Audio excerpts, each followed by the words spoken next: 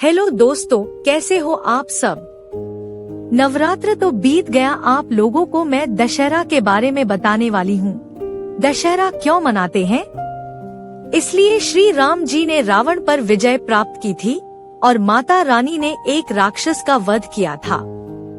अब सवाल उठता है कि आखिर दशहरा का पर्व 12 अक्टूबर को मनाया जाएगा या 13 अक्टूबर को। चलिए जानते हैं। इस साल दशहरा की तारीख को लेकर लोगों के मन में भ्रम है, क्योंकि इस साल दशमी तिथि 2 दिन पड़ रही है। विजयादशमी को दशहरा के नाम से भी जाना जाता है। शास्त्रों के अनुसार इस दिन श्री राम ने लंकापति रावण और देवी ने महिषासुर नामक राक्षस का संहार किया था।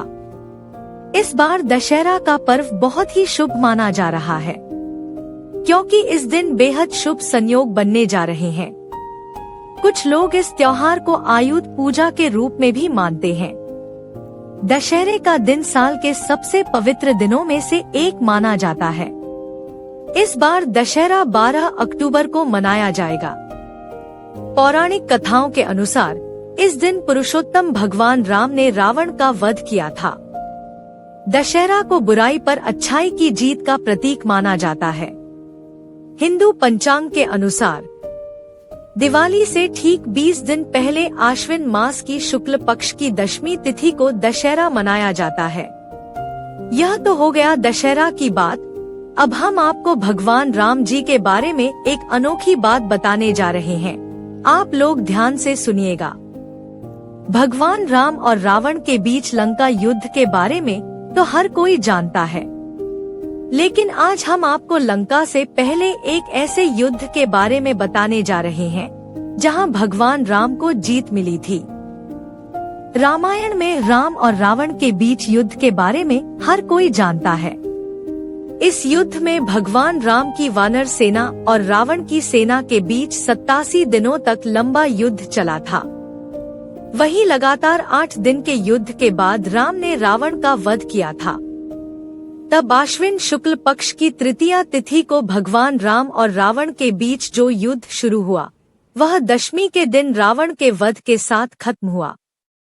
इस युद्ध में रावण के हार की कहानी तो सबको पता है, लेकिन क्या आपको पता है लंका में हुए इस युद्ध से पहले भी भगवान राम रावण को हरा चुके थे। तब भी दोनों का जब सामना हुआ था तो उसकी वजह माता सीता ही थी। लेकिन इस युद्ध में ना तो किसी की मृत्यु हुई थी और ना ही किसी का खून बहा था। इसके बावजूद भगवान राम को जीत मिली थी। वह जीत राम जी को कब और कहां मिली थी, हम आपको बताते हैं। सीता माता की शादी के लिए उनके पिता मिथिला नरेश राजा जनक ने स्वयंवर का आयोजन किया था।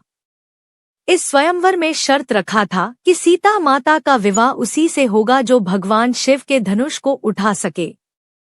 इस स्वयंवर में तब भगवान राम और लक्ष्मण के साथ साथ रावण और कई बड़े बड़े राजाओं व राजकुमार शामिल हुए थे। रावण तब इतना बलशाली था कि उसने भगवान शिव के निवास स्थान कैलाश पर्वत को ही एक बार में उठा लिया था। ऐसे में वह स्वयंवर में काफी उत्साह घमंड के साथ शामिल हुआ था। इसके बाद जब रावण की धनुष उठाने की बारी आई तो वह भगवान शिव के धनुष को हिला भी नहीं पाया।